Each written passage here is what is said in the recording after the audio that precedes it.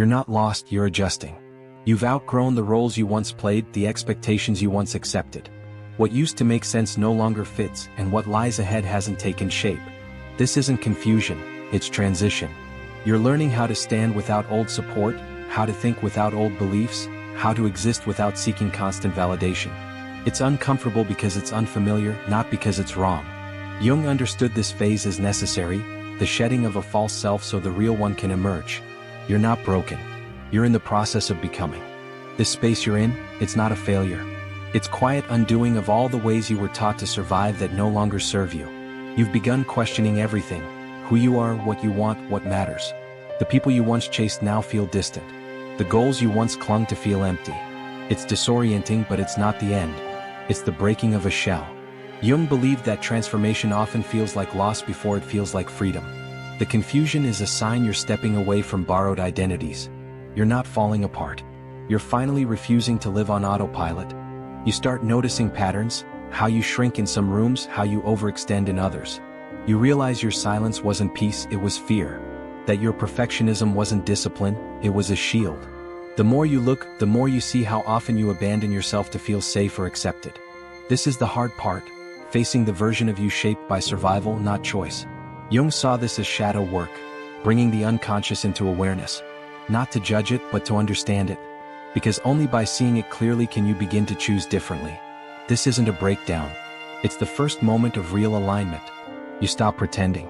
Not to others, but to yourself. You admit what's not working, what you're holding onto out of habit or fear. You see how much energy you've spent trying to be okay, trying to appear in control. But now you're tired of the performance. You don't need to prove your worth by staying strong all the time. You begin speaking more directly. You say no without guilt. You ask for space without over-explaining. You begin choosing what feels real over what looks right. It's not confidence, it's clarity. You're no longer lost. You're just finally being honest about what no longer fits. And that's how the shift begins. It doesn't happen in a dramatic moment. There's no applause, no announcement. Just small, steady changes that begin to feel permanent. You no longer chase people who make you question your value.